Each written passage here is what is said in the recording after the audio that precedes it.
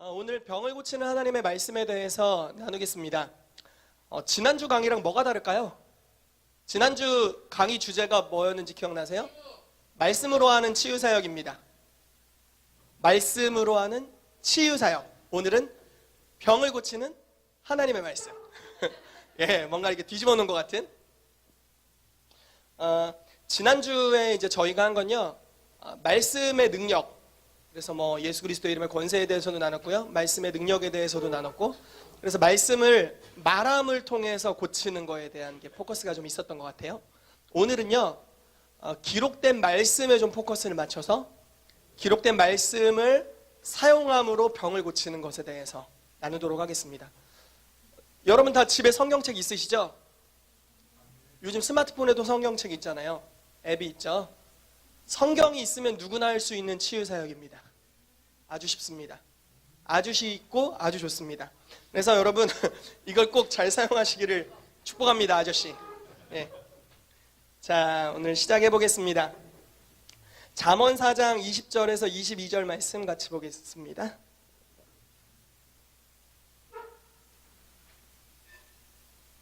잠언 4장 20절에서 22절 말씀. 여러분 성경 찾으시지 말고 거기 있어요. 강의 안에. 예. 4장 20절 22절 같이 읽을게요. 시작. 내 아들아 내 말에 주의하며 내가 말하는 것에 내 귀를 기울이라. 그것을 내 눈에서 떠나게 하지 말며 내 마음속에 지키라. 그것은 얻는 자에게 생명이 되며 그의 온 육체에 건강이 됨이니라. 아멘. 오늘 이 말씀이 핵심 구절입니다. 지난주에 이제 주일날 이제 저희 교회에서 있었던 일인데 바울 목사님께서 광고를 해주시면서 도대체 지난주 강의와 이번 주에 할 강의가 무슨 차이인지 모르겠다 이렇게 말씀해 주신 적이 있어요. 아무튼 차이가 있습니다. 오늘 이 말씀을 중심으로 성경을 통해서 어떻게 우리가 치유받을 수 있는지에 대해 나누면 좋겠습니다. 그런데 광고 같은 게 안 돼서 제가 그냥 이야기를 꺼내는 건데요. 이방울 목사님, 또 김현주 사모님, 또 강희훈 형제님 이번에 CI라는 단체에 인텐시브 코스가 있는데요. 거기서 예배인도를 섬기고 오셨어요. 제가 듣기로는 굉장한 기름 부으심의 시간이었다고 했습니다. 예배인도자가 하나님 앞에서 서 있다는 게 너무나 중요한 것 같아요. 왜냐하면 바른 예배자가 서 있는 곳에는 하나님의 영광이 항상 임합니다. 그리고 하나님의 운행하심이 항상 풀어져요. 그분이 일하시기가 너무 좋은 상태가 되고요. 그분께서 최고로 영광 받으시는 상태가 됩니다. 여러분 다음 세미나를 기대하십시오. 막간을 이용한 광고를 다시 한번 하고요. 예, 할렐루야, 감사합니다. 어설프게 넘어가 볼게요. 예, 강의안을 한번 보시면요, 이렇게 나와 있어요. 킹제임스 성경이라는 버전이 있어요. 그 킹제임스 버전으로 된 성경에 오늘 읽었던 이 본문 말씀에 난회주라고 있습니다. 난회주라는 것은 좀 해석하기 어려운 구절, 약간 이런 뜻으로 보실 수 있어요. 난회주에 보면은 잠언 4장 22절이 특별히 이렇게 써 있답니다. 나의 말은 그들의 모든 육체의 약이다. 약이다, 약. 하나님의 말씀은 약. 자, 여러분 비유를 하나 들어볼게요. 병이 언제 낫는지 한번 여러분들이 이야기해 보세요. 1번, 아파서 병원 가서 의사가 진단해줬다. 자, 2번, 진단서를 가지고 약국에서 약을 탔다. 3번, 식후 30분 약을 뜯어 먹었다. 자, 언제 병이 치유됩니까? 2번. 땡! 예, 땡입니다. 3번이죠. 언제 치유가 일어납니까? 약을 먹었을 때 치유가 일어나는 거죠. 하나님의 말씀은 약이래요. 여러분, 약을 갖고 다니면 치유될까요? 이건 부적이 아니에요. 성경을 머릿맡에 놓고 베고 잔다고 치유가 일어납니까? 안 일어납니다. 약을 어떻게 설명할 수 있을까요? 예수님께서 하나님의 모든 말씀으로 살 것이니라 이렇게 말씀하셨을 때가 있잖아요. 이 말씀이 언제 나왔냐면 사람이 떡으로만 살 것이 아니요 하나님의 입으로 나오는 모든 말씀으로 살 것이니라 이렇게 나와 있었어요. 떡으로만 사는 게 아니래요. 그리고 뭘로 살라고요? 말씀으로 살라고요. 술 취하지 말래요. 그리고 어떻게 하라고요? 네? 술 취하지 말라 이는 방탕한 것이니 오직 성령의 충만함을 받으라. 그러니까 술 취함과 성령 충만을 대조한 거죠. 뭔가 비슷한 특징이 있다라는 거예요. 자, 보세요. 하나님의 말씀으로 살 것이다 라고 말하는 것과 사람이 떡으로만 살 것이 아니다 라고 말하는 걸 대조했어요. 비슷한 요소가 있다는 거예요. 사도행전 2장에 보면요, 오순절에 성령께서 120문도에게 임하시죠. 믿으십니까? 아멘. 말씀에 기록되어 있죠. 임하셨는데 그들을 세상 사람들이 볼 때 어떤 사람 같았어요? 술 취한 사람 같았다. 저들이 새술에 취했다. 낮술에 취했다. 이렇게 이야기를 하는 모습을 볼 수 있어요. 그러니까 다시 한번 이야기를 해보죠. 집중해 주세요. 하나님의 말씀을 대하는 것을 먹는 걸로 표현하고 있어요. 여러분, 저는 11월 말에 중국 선교를 다녀왔습니다. 그곳에서 먹었던 양꼬치를 아직도 잊을 수가 없습니다. 그곳에서 먹었던 수많은 꼬치를 아직도 잊을 수가 없습니다. 그 맛을 아직도 기억하고 있고요. 그 양념의 아주 사랑스러운 맛, 매콤한 맛. 몇몇 분들은 집에 싸우셨어요. 그때 저희 갔던 지체 중에 저희 싸우신 분이 계시네요. 그런데요, 저는 아무리 그때 추억이 좋아도요, 그 양꼬치를 그때 먹은 것으로 만족할 수 없어요. 저는 오늘 아침에 음식을 안 먹었다면 이 자리에 설 수 없었어요. 아, 어떡해. 주님, 기름 부어 주십시오. 자, 다시 이야기를 해보죠. 하나님의 말씀을 먹는 것에 비유하는 겁니다. 여러분, 어제 오전에 맛있는 걸 많이 드셨을 수도 있어요. 그런데 오늘 아침, 점심, 저녁 아무것도 먹지 않았다면 엄청 배고프시고 힘이 없으실 거예요. 그렇죠? 하나님의 말씀을 우리가 어제 먹었을 수 있어요.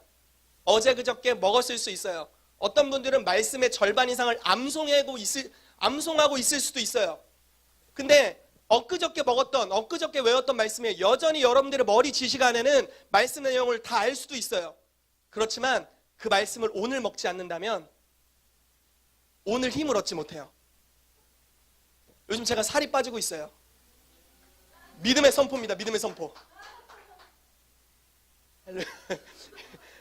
믿음으로 반응하는, 손 들고 반응하는 분들이 있네요. 주님, 저도 그렇습니다. 요즘 하루에 2끼 정도 먹거든요. 식욕이 없어요, 요즘. 진짜 믿으실지 모르겠지만 진짜 식욕이 없어요. 먹어도 맛있는지 맛없는지 하나도 모르겠고요. 관심도 없고요. 아내가 없어서 그런가 봐요. 처량해. 불쌍해요. 예. 아침에 일어나면 뭐부터 걱정하는 줄 아세요? 오늘은 무엇을 먹을까? 밥하기 귀찮고. 오늘은 본죽 갔다 왔어요. 여기 월평 계룡사옥점. 본죽 들렸다가 드랍탑 찍고 말씀 다 준비하고 집에 와서 나를 기다리는 빵집에서 빵을 잔뜩 산 다음에 빵을 우걱우걱 먹고 여기 왔습니다. 하루하루 먹고 살기가 이렇게 힘든지 몰랐어요. 뭔 얘기하다 여기까지 갔는지 모르겠는데 어쨌든 여러분, 성경 말씀을 먹는 것에 비유하고 있어요. 근데 오늘 이 말씀의 구절은요, 하나님의 말씀은 약이래요. 즉 치유를 일으키는데 어떻게 할 때 치유를 일으키느냐? 외워서 치유를 일으키는 게 아니에요. 그 전에 지식으로 알았기 때문에 일으키는 게 아니에요. 오늘 내가 먹을 때 치유가 일어나는 거예요. 말씀을 먹는 것에 대해서 오늘은 좀 나누도록 하겠습니다. 아멘. 자, 가봅시다. 자, 1페이지 2번 보시면 복용 안내문입니다. 어떻게 먹을 것인가? 자, 봅시다. 1. 하나님의 말씀에 주의하십시오. 여러분, 아까 그 잠언 말씀을 보면요, 내 아들아 내 말에 주의하며 라고 나와 있죠. 주의한다라는 것은 무슨 뜻이냐면 우선권을 둔다는 거예요. 자, 한번 말씀으로 제가 비유를 들어보겠습니다. 성경을 한번 같이 찾아볼까요? 마가복음 5장인데요. 거기는 없습니다. 찾으셔야 돼요. 마가복음 5장 35절에서 43절 말씀입니다.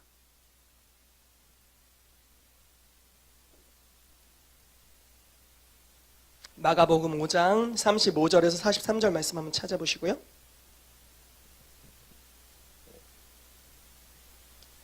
준비되셨다면 좀 교독하면 좋겠습니다. 제가 한 절, 여러분들 한 절 읽겠습니다. 아직 예수께서 말씀하실 때 회당장의 집에서 사람들이 와서 회당장에게 이르되 당신의 딸이 죽었나이다. 어찌하여 선생을 더 괴롭게 하나이까?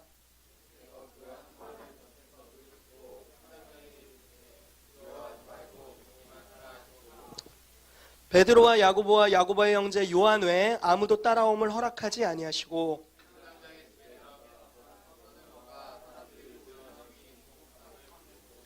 들어가서 그들에게 이르시되 너희가 어찌하여 떠들며 우느냐? 이 아이가 죽은 것이 아니라 잔다 하시니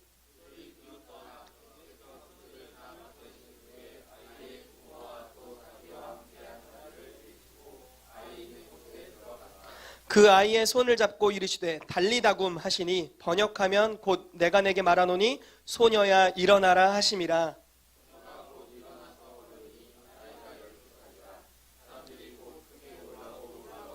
같이 읽겠습니다. 예수께서 이 일을 아무도 알지 못하게 하라고 그들을 많이 경계하시고 이에 소녀에게 먹을 것을 주라 하시니라. 아멘. 자, 하나님 말씀에 주의하는 것은 바로 이런 거예요. 자, 회당장이 있었습니다. 자기의 어린 딸이 아파서 죽게 되었어요. 그래서 예수님을 부릅니다. 예수님, 제 딸이 아파 죽게 되었습니다. 저희 집에 오셔서 딸을 안수하여 고쳐주십시오. 이렇게 요청을 합니다. 사람들이 막 밀고 막 이렇게 이제 회당장의 집으로 가는 거죠. 예수님께서 가고 계신데 갑자기 혈루증 앓는 여인이 손을 딱 대가지고 치유받았어요. 그것 때문에 좀 시간이 쉽게 말해 지체되었어요. 딜레이 된 거죠. 그런데 아무튼 가기 전에 회당장의 집에 예수님이 도착하기 전에 회당장의 집 사람들을 보내서 예수님께 온 겁니다. 그리고 회당장에게 이렇게 이야기하는 거예요. 늦었습니다. 딸이 이미 띠 했어요. 죽었습니다. 더 이상 선생님을 괴롭게 하지 마시고 그냥 가서 장례 치릅시다. 이렇게 이야기를 하는 거죠. 그랬을 때 예수님께서 무엇이라고 말씀하시냐면요. 두려워하지 말고 믿기만 하라. 자, 이제 회당장은 어느 말에 주의를 기울여야 될지를 결정해야 됩니다. 예수님께서 말씀하시기를 두려워하지 말고 믿기만 하라. 사람들이 현상과 실제를 이야기합니다. 딸은 이미 죽었습니다. 그런데 회당장은 예수님께 주의를 기울이기로 결정했습니다. 예수님과 함께 들어가죠. 들어갔더니 사람들이 막 웁니다. 완전 그냥 분위기는 완전 장례식이었어요. 근데 예수님께서 거기서 쉽게 말해서 장례식이 아니라고 선언해버립니다. 왜 울며 떠드느냐? 이렇게 말씀하세요. 왜? 예, 뭔가 권위 있게 말씀하셨겠죠? 왜 울며 예, 이렇게 말씀하셨을 거예요. 근데 사람들이 비웃더라 그럽니다. 예수님은 잔다라고 선언해 버리시는 거죠. 근데 회당장과 베드로와 야고보와 요한은 예수님께 주의를 집중하기로 결단합니다. 그리고 이제 예수님께서 예수님의 말씀에 권위를 두지 않고 주의를 집중하지 않는 사람들 다 내보냅니다. 그리고 소녀의 아버지와 이제 예수님의 세 제자가 남아있는 그곳에서 소녀야 일어나라라고 선포하십니다. 그리고 그 소녀가 살아나게 되었습니다. 이것이 주의를 집중하는 것입니다. 자, 우리는 어느 순간 선택해야 됩니다. 아픈 사람이 주변에 있을 때 아픈 현상 그대로 둘 것인가? 그래서 그냥 이 사람이 아프기 때문에 경험해야 될, 글쎄요, 어떤 치유들은 그냥 병원에서 고치면 고쳐지는 치유가 있습니다. 예를 들어 감기 걸렸어요. 약 먹으면 금방 낫을 거예요. 예를 들어 편두통이 있어요. 타이레놀 하나리면 약 선전하는 건 아니지만 어쨌든 예, 하나리면 됩니다. 예, 타이레놀 뭐 무릎이 좀 아파요. 케토톱 딱 이렇게 예, 아무튼 약은 약사와 상담하십시오. 어찌 됐건 여러분, 어떤 질병들은 그냥 간단한 약으로 해결되는 것들이 있습니다. 그런데 어떤 것들은요, 중요한 결정을 해야 될 때가 있어요. 수술을 하면 부작용이 있을 수 있고 그로 말미암아 당신은 평생 어떠한 약을 복용해야 됩니다. 예를 들어 이런 병원에서 진단을 받았을 때 그냥 어디 한 군데가 불편한 사람으로서 평생을 살기로 결정할 것인지, 아니면 성경에서 기록된 치유에 대한 구절들이 있고 우리가 치유받을 것이다 또는 치유받았다라고 말씀하시기 때문에 이 말씀에 포커스를 두고 주의를 집중하고 갈 것인지를 우리가 결정해야 된다는 거예요. 여러분, 하나님 말씀이 진리임을 믿으십니까? 그분의 말씀에 최우선권을 두고 계세요? 정말 그러십니까? 이 말씀은요, 사라지지 않아요. 이 말씀은요, 다른 것에 허락을 받지 않으세요. 다시 말해볼게요. 하나님은요, 상황의 허락을 받지 않아요. 사람들의 허락을 받으실 필요가 없어요. 그분은 최종 결정권자예요. 그분이 말씀하시면 그거는 된 거예요. 천사들아 빛이 있으라고 할까? 인간들아 토끼 창조할까? 허락 같은 거 안 받으세요. 그냥 있으라 하면 되는 거예요. 아브라함한테 허락 받으실 필요 없었어요. 그냥 이삭이 있으리라 하시면 있는 겁니다. 없는 것을 있는 것처럼 부르시면 부르게 있어지는 거예요. 그럼 환경은 그분의 말씀을 이제 수종들기 시작하는 겁니다. 예, 능력이 있어 여호와의 말씀을 이루는 너희 천사들이여 하나님을 찬양하라, 이렇게 시편 말씀에 기록되어 있습니다. 그분은 최종 결정을 하세요. 말씀으로. 말씀이 선포되면 천사들이 능력을 가지고 그 말씀을 성취하고 이루는 겁니다. 만약에 하나님이 그러신 것 같이 오늘 잠언 4장 말씀에 주의를 기울이라, 우선권을 두어라, 우선순위를 말씀에 두라는 말씀에 여러분들이 순종하기 시작한다면 우리 삶이 다른 수준이 될 거예요. 아멘. 아멘. 그 다른 수준으로 도약하시는 저와 여러분들 되시기를 축복합니다. 저의 삶에 아주 중요한 간증이 하나 있습니다. 저희 형이 5살 때 사고를 당했습니다. 저희 아버지는 공장을 운영하고 계셨어요. 아버지께서 운영하시는 공장이 이제 1층, 2층이 있었고요. 3층이 저희 집이었습니다. 하루는 이제 3층이 저희 집이니까 아버지께서 운영하시는 공장에 저희 놀이터였죠. 그런데 문제는 놀이터가 좀 이렇게 위험했다라는 거죠. 하루는 이제 공장 2층에 형이 올라가서 뛰어놀다가 계단에서, 그러니까 계단을 타고 퉁퉁 이렇게 떨어진 게 아니라요. 그냥 2층 난간에서 그대로 땅으로 떨어졌습니다. 근데 하필 떨어진 장소가 굉장히 안 좋았어요. 우리가 이제 철을 다루는 곳이었는데요. 철을 이렇게 뾰족뾰족한 이런 날카로운 것들이 굉장히 많았는데 그 뾰족한 부분에 머리를 박은 겁니다. 왼쪽 머리를 박았어요. 그래서 여기서 이만큼 뼈가 함몰되었습니다. 지금도 여기 뼈가 없어요. 그래서 이제 을지대학병원에 이제 그 당시 목동에 있었죠. 거기로 이제 입원을 했어요. 그리고 긴급하게 수술을 했습니다. 첫 번째 수술이 성공적이었습니다. 그런데 며칠이 지났는데 갑자기 머리에서 물이 차기 시작하는 거예요. 의사가 갑자기 들어왔습니다. 그리고 어머니에게 이렇게 말합니다. 우리 바로 수술해야 됩니다. 당장 수술하지 않으면 당신 아들은 죽습니다. 그런데 수술을 하게 되더라도 거의 후유증이 남을 겁니다. 그래서 수술을 하시겠습니까? 라고 하는데 저희 어머니께서 수술합시다. 이렇게 이야기를 하고 의사한테, 당장 수술을 해야 되는 의사한테 이렇게 이야기를 했습니다. 제 아들을 지금 그냥 들여보내지 않고 제가 기도하고 들여보내겠습니다. 그리고 아들을 붙잡고 간절히 기도를 했답니다. 전 그 당시 이제 4살이었는데요. 잘 기억이 안 납니다. 어머니한테 들은 이야기인데. 기도를 형한테 하고 나서 급하게 의사들과 간호사들이 이제 침대를 끌고서 들어갔습니다. 수술실로 들어가서 5분 정도가 경과되었는데요. 그대로 나왔습니다. 봤더니 들어가서 수술을 하려고 봤더니 이미 치유가 되어 있는 상태였어요. 그리고 얼마 안 있어서 퇴원하고요. 지금 아주 잘 살고 있습니다. 네, 아주 처자식 있으면서 사역도 잘하고 아주 잘 살고 계세요. 저는요, 어머니께 너무 감사드려요. 올바른 결정을 했어요. 주의를 집중했거든요. 하나님의 말씀에 권위를 두기로 결정했습니다. 만약에 그 순간 어머니가 기도하지 않고 형을 들여보냈다면 어떤 결과가 일어났을까요? 제가 볼 땐 치유받지 못했습니다. 평생 어떤 어려움들, 뇌 쪽의 어려움들을 가지고 살아갔을 겁니다. 그런데 어머니는 그 당시 예수를 믿은 지 얼마 되지 않았어요. 한 5년 정도가 됐었는데요. 하나님을 믿기로 결정하고 또 하나님의 말씀에 우선권을 두기로 결정하고 그에게 기도하였고 들여보냈습니다. 그리고 그 결과를 오늘날, 그 열매를 오늘날 먹고 있습니다. 여러분, 이것이 바로 우선권을 두는 것입니다. 여러분들도 그렇게 하시기를 축복합니다. 아멘. 자, 두 번째로 넘어가 봅시다.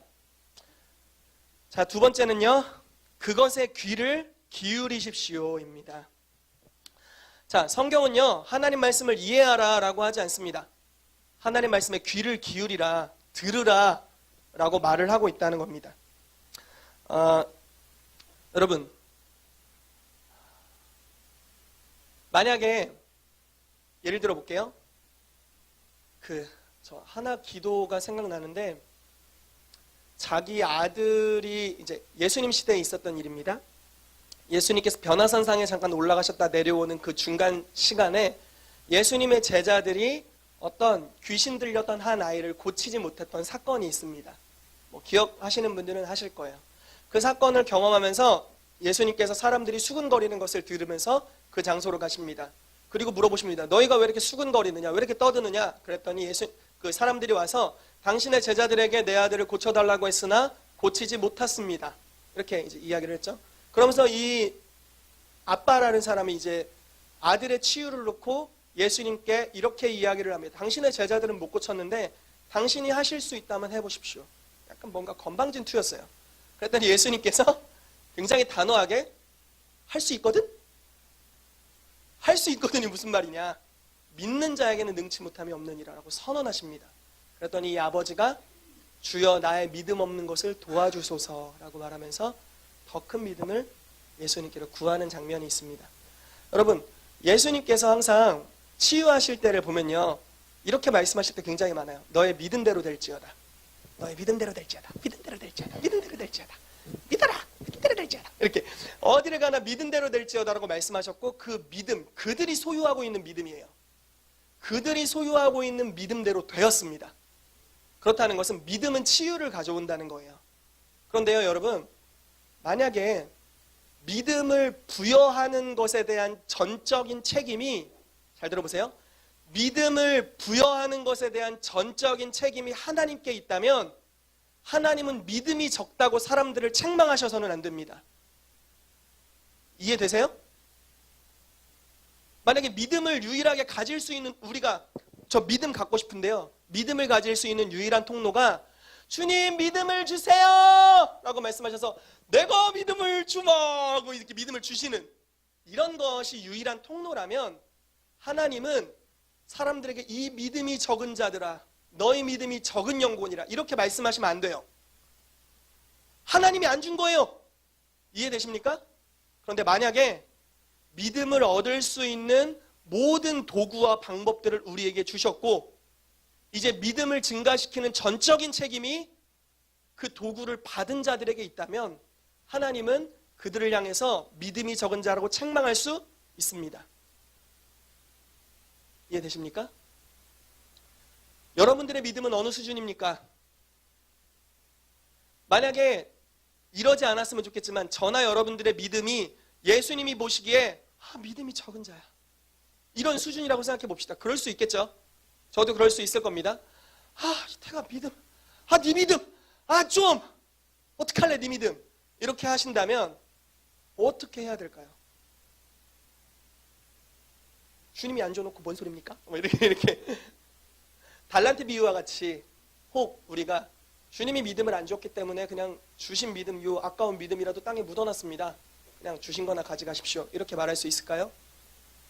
아니죠. 하나님은 믿음을 얻을 수 있는 방법을 우리에게 이미 말씀하셨습니다. 로마서 10장 말씀이 기록되어 있죠. 그러므로 믿음은 들음에서 나며 들음은 그리스도의 말씀으로 말미암느니라. 여러분 믿음을 증가시킬 수 있습니다. 그리고 정말 단호하게 말씀드립니다. 믿음이 없는 건 여러분 책임입니다. 다른 이들의 책임이 아닙니다. 여러분들의 교회 책임도 아닙니다. 여러분들의 목사님 책임도 아닙니다. 여러분들의 부모님 책임도 아닙니다. 하나님 책임도 아닙니다. 여러분 책임입니다. 여러분 믿음을 얻을 수 있는 도구가 우리에게 주어져 있기 때문에 그렇습니다. 믿음은 어떻게 하면 나요? 들음에서 나고 무엇을 들어야 돼요? 하나님의 말씀. 여러분 이 성경을 읽고 듣고 보고 기록된 대로 지켜야 할 때 복이 있는 줄 믿으십니까? 아멘. 도구가 우리에게 있습니다. 그렇다면 우리는 믿음에 있어서 자라날 수 있습니다. 여러분들이 만약에 치유사역을 했는데 기도한 사람 중에 10%밖에 낫지 않았어요. 왜 그럴까요? 믿음의 분량이기 때문에 그렇습니다. 단호하게 말씀드리죠. 믿음의 분량이 그만큼인 겁니다. 우리마다 다 수준이 다르겠죠. 저도 100%까지는 아니에요. 이건 그래요. 예, 믿음이 그만큼인 거예요. 그런데 우리는 믿음을 증가시킬 수 있다는 겁니다. 여러분들에게 주어져 있습니다. 믿음을 증가시키게 되시기를 축복합니다. 그래서 여러분 하나님의 말씀을 주의를 집중하고 우선권을 부여하고 두 번째로 귀를 기울이십시오. 말씀을 믿는 믿음을 증가시키십시오. 하나님의 말씀을 들을 때 그런 일들이 일어나게 될 것입니다. 아멘. 세 번째 봅시다. 우리 같이 읽어볼까요? 소제목을 시작. 당신의 눈에서 떠나게 하지 마십시오. 아멘. 이번에는요 말씀을 눈에서 떠나게 하지 말래요. 그러면 하루 종일 쳐다보고 있어야 되나? 아무것도 못할 거 아니에요. 이런 의미는 아니겠죠. 하루 종일 이렇게 쳐다보고 있으면 아무것도 못하잖아요. 심지어 밥도 못 먹어요. 예. 예, 시편 119편 11절에 이렇게 기록되어 있어요. 내가 주께 범죄하지 아니하려 하여 주의 말씀을 내 마음에 두었나이다. 이렇게 말합니다. 죄송해요. 엄원대로 갔네요. 예, 혼자 이상한 데 갔다 왔어요. 예, 하나님의 말씀을 눈에서 떠나게 하지 말라고 주님 말씀하십니다. 여러분, 치유에 관한 수많은 구절들이 있어요. 특별히 이런 구절이 있어요. 이사야서 53장에 보면요, 그가 채찍에 맞음으로 너희가 나음을 입었다라고 말하고 있어요. 말씀을 본다는 건요, 이런 의미입니다. 예수님이 채찍에 언제 맞으셨죠? 십자가에서. 한 몇 년 됐을까요? 그럼 옛날에 맞았죠? 진짜 옛날에 맞으셨어요? 그러면은 여러분들이 치유받을 수 있는 대가가 지불되었습니까? 아멘. 지불되었습니다. 그런데 성경에 뭐라고 말하냐면요, 그가 채찍에 맞았으므로 너희가 나음을 입을 것이다. 미래형으로 말씀하지 않아요. 그가 채찍에 맞았으므로 너희는 나음을 이미 입었다라고 말합니다. 근데 이상하죠? 안 나섰는데? 성경은 입었대요. 이게 바로 리액션이에요, 여러분. 그러네? 예. 내면으로부터 올라오는 순수한 궁금증. 자, 보세요. 아프잖아요. 근데 나섰대요. 진짜 이상하지 않나요? 근데 성경은요, 현실보다 더 권위 있어요. 다시 말씀드려볼게요.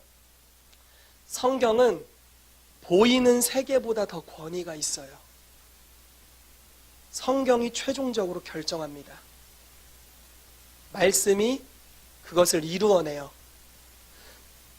예를 들어보죠. 이런 이야기를 한번 들은 적이 있어요. 선견자의 기름 부으심에 대해서 이야기하는 시간에 어떤 분이 이렇게 이야기를 해주셨어요. 선견자의 기름 부으심이란 어떤 거냐면요, 보는 기름 부으심이에요. 또는 감지하고 수신하는 기름 부으심이에요. 뭐 예언 사역할 때 이런 것들을 많이 나눌 수 있겠는데, 예를 들어서 지식의 말씀을 여러분들이 들으셨잖아요. 이거는 선견자의 기름 부으심에 속한 영역이라고 볼 수 있어요. 그런데 하루는 이제 보통 우리가 치유 사역을 할 때 어떤 식으로 하냐면, 성령님 이 장소에 누구를 치료하길 원하시는지 말씀해 주십시오라고 기도하고요, 음성을 듣죠. 그리고 음성을 들은 다음에 믿음으로 선포하죠. 그럼 선포한 말씀이 그 사람에게 들렸고 그 사람이 믿음으로 반응해서 제가 아팠어요 이렇게 하면은 치유가 일어나는, 이게 이제 지식의 말씀을 통한 치유고 선견자의 기름 부심이 적용되는 하나의 예입니다. 그런데요, 어떤 이 선견자의 기름 부심에 있어서 권위자 한 분이 어떤 목사님께 이 이야기를 해주면서 이렇게 이야기를 하는 거예요. 당신이 이제 다음 단계로 가게 될 건데 이 다음 단계의 선견자의 기름 부으심은 이런 겁니다 라고 이야기를 하면서 예를 하나 들어줬습니다. 자기가 어느 날 집회를 하는데 저기 머리가 좀 이렇게 벗어지신 분이 있으셨대요. 네, 안타깝죠. 그분이 근데 하나님께서 감동 주시기를 그분이 머리가 이제 자랄 거다 라는, 예, 어느 부분에서인지 모르겠는데, 예, 자라날 거다라는 감동을 주셨대요. 그런데 하나님께서 그날 왠지 믿음을 주시면서 그거를 그 사람한테 이야기하지 말라고 하시는 거예요. 그리고 그냥 믿음으로 바라보기만을 원하셨대요. 그래서 예를 들어 수아 있는 자리에 이분이 계셨다고 봅시다. 그냥 설교를 하는 거예요. 뭐 말씀을 계속 막 이러면서 나누고 있습니다. 말씀을 나누다가 그 사람을 의도적으로 쳐다보는 거예요. 머리가 자랐을 거다라고 믿음으로, 이미 자란 상태의 수북한 머리를 믿음으로 상상하면서 계속 쳐다보는 겁니다. 눈으로 계속 보는 거예요. 마음의 눈으로 계속 하나님의 말씀을 눈을 떼지 않는 겁니다. 그러면서 계속 봤대요. 계속 봤대요. 설교하다가 갑자기 자기만 아는 거죠. 설교하다가 쓱 보고 설교하다 쓱 보고 설교하다 쓱 봤대요. 말씀이 끝났는데 머리가 다 자라 있었대요. 대박 아닙니까? 장발! 막. 말씀이 다 끝났을 때 이미 머리가 다 자라나 있었답니다. 여러분, 주의 말씀을 눈에서 떠나지 말게 하라는 말씀이 아주 현실적으로 잘 이루어진 예입니다. 예수님은 이미 채찍에 맞으셨고 우린 이미 나음을 입었대요. 그런데 안 나았잖아요. 그런데 나은 것에 눈을 두는 거예요. 나은 것에서 눈을 떠나지 않게 하는 겁니다. 내가 나를 보는 거예요. 아파. 그런데 내 몸이 아픈 것에 눈을 두는 것이 아니라 하나님의 말씀, 나는 나음을 입었다는 말씀에 눈을 두는 겁니다. 그리고 믿음의 눈으로 내가 나았다고 믿고 계속적으로 그 눈은, 마음의 눈을 가지고 있는 겁니다. 그럼 어떤 일이 벌어지냐면요, 성경에 기록된 대로 우리의 삶에 그대로 이루어지게 됩니다. 이 부분에 있어서 하나님의 계시가 우리한테 정말 강력하게 풀어졌으면 좋겠어요. 예수님께서 여러분들을 보실 때 어떤 모습으로 보십니까? 여러분들은 어떤 관점으로 보고 계실까요? 죄악의 썩을? 이 벌레 같은 우리들? 어떻게 보실까요? 이런 죄인의 괴수?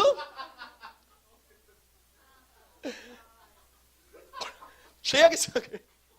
여러분들은 어떻게 보고 계실까요? 주님께서 어떻게 생각하세요? 여러분들 어떻게 보고 계십니까? 계시록에 보면은 예수님께서 주님의 성도들을 완전한 신부로 보십니다. 연약한 신부가 아니라 완전한 신부, 흠도 없고 점도 없고 책망할 것도 없는 완전한 신부로 보고 계세요. 이게 예언적인 관점이에요. 예수님이 그렇게 보고 있어요. 그럼 우리도 어떻게 해야 돼요? 우리도 그렇게 봐야 되죠. 제가 예를 들어 우리 최집사님, 남자도 뭐 신부입니다. 자매들도 아들이고요. 이렇게 가면 되겠죠? 만약에 우리 최집사님을 제가 보는 데 있어서 우리 집사님을 그리스도의 완전한 신부로 보는 거예요. 제가 믿음을 가지고 이분을 볼 때 완전한 신부, 마음을 지켜서 완전한 신부, 이렇게 보면 어떤 일이 벌어질까요? 할렐루야. 아멘. 제가 본대로 됩니다. 아멘. 아멘. 만약에 제가 자녀가 있다고 생각해 봅시다. 에이 머저리. 근데 칭찬을 하는 거예요. 왜냐면 칭찬을 해야 된다고 배웠으니까. 어우, 내 딸 이뻐. 근데 속으로, 마음의 눈으로 에이 머저리 이렇게 보고 있어요. 그 딸이 어떻게 될까요? 머저리 됩니다. 자, 제가 여러분들을 어떻게 보면 좋겠어요, 여러분? 완전한 신부. 할렐루야. 그렇게 갑시다. 그렇게 보시면 좋겠죠. 근데 완전하세요? 아니죠. 완전하지 않죠. 그런데 주님은 완전한 신부로 보고 계세요. 그럼 저는 완전한 신부로 여러분들을 보는 겁니다. 그럼 어떤 일이 발생될까요? 완전한 신부가 되십니다. 변화가 일어나게 되는 거죠. 여러분, 선견자의 기름 부으심을 사용할 때 이 관점을 고수하게 되시기를 축복합니다. 이건 치유 사역에도 관련되어 있습니다. 이것은 정체성에도 관련되어 있습니다. 이것은 모든 사역의 아주 핵심이 되는 관점입니다. 저는 좀 이야기를 좀 하고 싶은데 내적 치유 사역이나 축사 사역에 있어서 굉장히 필요하다. 그리스도인에게 이 사역은 정말 필요하다고 믿습니다. 그리고 저도 내적 치유를 통해 삶이 정말 많이 변화됐거든요. 축사를 통해서. 그런데 제 평생 이 관점을 가지고 있고 싶지는 않습니다. 왜냐하면 내적 치유 사역이라는 것은 그 안에 쓴뿌리들, 상처들을 볼 수 있는 예언적인 눈을 가지고, 지식의 말씀을 가지고 그 상처들을 파내서 이 사람의 현재 일어나는 이러한 연약함들이 어떻게 왜 이루어져 있게 됐는지에 대한 시각을 갖는 거예요. 그래서 그 눈으로 계속 보는 겁니다. 그래서 그 뿌리들을 해결해주면 치유가 일어나고 성화가 일어나고 제자화가 일어나서 축사가 일어나는 이런 이제 일들이 내적 치유나 축사 사역이죠. 보는 관점이 아무래도 단점을 보게 됩니다. 보는 관점이 아무래도 그 배우의 어떤 영이 역사하는지를 보게 됩니다. 제가 여기 서가지고 이제 보는 겁니다. 여러분들 뒤에 무슨 영이 역사하는지 다 알아. 여러분, 제 옆에 있고 싶습니까? 너무 심하게 말하지는 맙시다. 나도 인격은 있으니까 너무 심하게 가지는 마시고. 어쨌든 좀 그렇죠. 좀 그런 걸로 그냥 마무리 듣죠. 물론 이제 저희 왕의사역에서 내적 치유사역, 축사사역 다 합니다. 그리고 할 거예요. 계속 할 건데요. 저는 그 기름 부으심이 저에게 풀어질 때만 그 사역을 딱 하고 얼른 빠지고 싶어요. 그러고 싶어요. 그리고 만약에 우리 모험에서 이제 우리 지체들 중에서 내적 치유 사역으로 부르심 받은 콜링이 있는 분들이 일어나게 된다면 가끔은 딴 사역으로 뺄 겁니다. 왜냐하면 관점을 순화시키기 위해서. 축사 사역을 제가 내적 치유 사역을 계속 하다 보니까 어떤 일이 발생되냐면요. 사람이 지나가면 그 사람의 쓴뿌리가 보입니다. 배후에 어떤 영이 역사하는지가 보여요. 대단한 게 아니에요, 여러분. 그냥 말씀의 계시가 임하면 여러분들도 다 할 수 있어요. 왜냐면 그 관점을 훈련했기 때문에 그렇습니다. 훈련했으니까. 훈련에 의해서 이루어진 거예요. 내가 계속 관심을 기울이니까 그게 보이는 겁니다. 하루는 미국에서 뉴욕 같은 데였던 것 같아요. 인디언 한 명이 나와가지고 이렇게 어떤 사람에게 이야기를 했답니다. 여기 메뚜기 소리 들려? 그랬더니 완전히 도시 사람이거든요. 요 상대방 남자, 이 사람 인디언이고 도시 사람이에요. 도시 사람이 이렇게 이야기를 했대요. 아무 소리도 안 들려. 그랬더니 자기가 뭐를 하나 보여주겠대요. 그러면서 자기 주머니에 동전이 이렇게 많이 있었어요. 동전을 땅에다 팍 던졌어요. 그러니까 어떤 소리가 날까요? 짱짱짱 땡그랑 땡그랑 이런 소리가 났겠죠. 그랬더니 그 주변에 있는 모든 사람들이 그 돈 소리를 들으면서 돈을 쳐다봤대요. 그러면서 이런 아주 교훈적인 이야기를 했답니다. 사람들은 관심을 가지고 있는 것에 귀를 기울이게 되어 있어. 이해되죠? 인디언은 자연 속에 살았기 때문에 메뚜기 관심이 있습니다. 자연의 소리를 들을 줄 알았죠. 도시 사람들은 돈에 관심이 있었어요. 돈 소리를 잘 듣는 겁니다. 여러분, 우리가 무언가를 배운다면 그 관점이 생깁니다. 그래서 내적 치유 배우셔야 돼요. 축사도 배우셔야 돼요. 성화의 아주 중요한 과정이에요. 그렇지만 계속 그것에 두고 싶지는 않아요. 왜냐하면 주님의 시각은 우리를 완성된 신부의 모습으로 보기 때문에 그렇습니다. 치유 사역할 때도 동일한 관점을 가지시면 됩니다. 아픈 사람이 앞에 있어요. 근데 이 사람을 치유된 자로 보는 겁니다. 믿음으로 계속 보는 거예요. 아픈 현실이 아니라 치유된 모습으로 믿음으로 계속 바라볼 때 실제 바로 그 존재가 될 것입니다. 아멘. 아멘. 자, 네 번째 보겠습니다. 자, 당신 마음속에 지키십시오. 아까 그냥 후딱 읽어버렸는데, 자, 다시 한번 이 말씀을 읽어봅시다. 시편 119편 11절 말씀 같이 읽겠습니다. 시작. 내가 주께 아멘. 말씀을 마음에 두는 것이 중요합니다. 성경에는 말씀을 마음에 두는 방법에 대해서 나오고 있습니다. 간단하게 말하면 성경을 묵상하기 시작할 때 머리 지식으로 말씀을 알았던 것이 가슴, 쉽게 말해서 영, 우리의 전 존재, 영으로 말씀이 내려오게 됩니다. 그리고 영에 담긴 말씀만이 여러분들의 삶의 실제 소유가 될 겁니다. 즉, 묵상된 말씀이 여러분들의 것이 됩니다. 아멘. 묵상된 말씀, 여러분들의 마음에 담긴 그 말씀만이 여러분들의 삶에 역사할 수 있습니다. 묵상의 세 가지 방법이 있습니다. 첫 번째는요, 큰 소리로 선포하는 것입니다.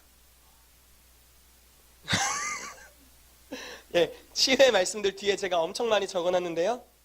이따가 그것을 할 겁니다. 큰 소리로 처음에 말하는 겁니다. 두 번째는요, 낮은 소리로 읊조리는 겁니다.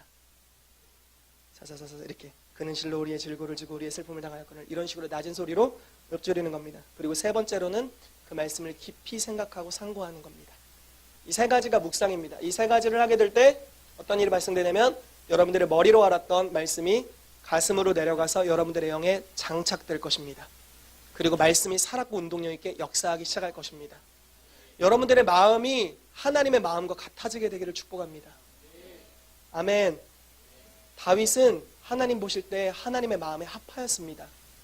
다른 말로 해서 하나님의 마음과 같았습니다. 어떻게 그랬을까요? 그냥 특별한 은혜였을까요? 보세요. 다윗은요, 기름 부음을 받기 전에 하나님 마음에 들었어요.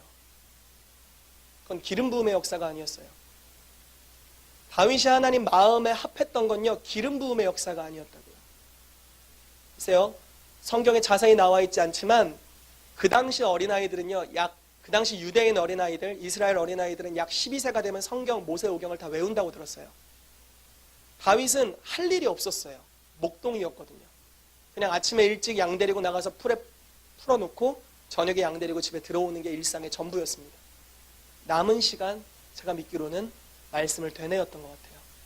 말씀으로 찬양을 지어 불렀고 말씀을 스스로 묵상했고 귀로 들었고 큰 소리로 선포했고 그러면서 그가 벌써 기름 부으심을 받을 즈음이 되었을 때는 이스라엘에서 노래 잘하기로 소문난 자가 되었어요. 또 기름 부으심이 있는 악사로서 소문이 나 있었죠. 왕의 귀신을 쫓아낼 만큼. 아마도 하나님 말씀을 계속 되뇌었던 것 같아요. 말씀을 되뇌니까 어떤 일이 일어납니까? 묵상하게 되죠.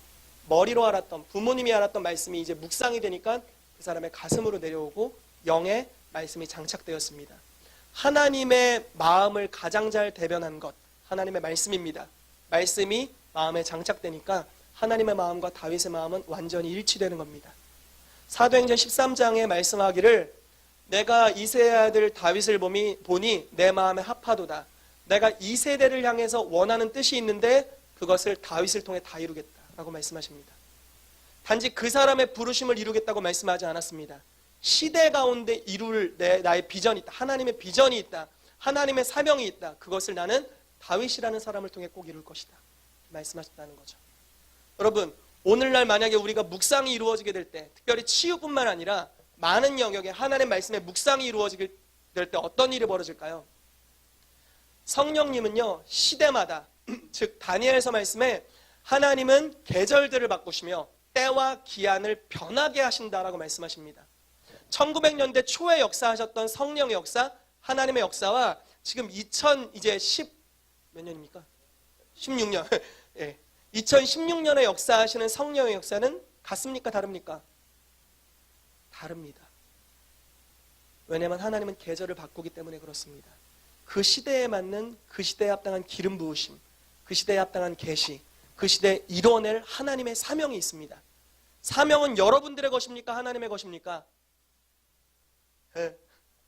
사명은 하나님의 것입니다. 그 하나님의 사명에 여러분들이 동역자로 동참하고 있는 것입니다. 아멘. 그 하나님의 사명, 시대마다 하나님이 친히 이루기를 원하시는 사명이 있습니다. 그 사명을 이룰 자로서 누구를 택하셨냐면 하나님과 마음이 같은 자를 택하셨고, 그 마음이 같은 자는 어떻게 만들어졌느냐? 하나님의 말씀을 지속적으로 묵상했던, 시편 1편을 기록했던 다윗의 마음과 같이 하나님의 마음에 합한 자가 바로 그 일을 이루었다라는 겁니다. 묵상하게 되시기를 축복합니다. 특별히 치유의 사역을 배워갈 때 치유의 말씀들을 묵상하게 되시기를 축복합니다. 아멘.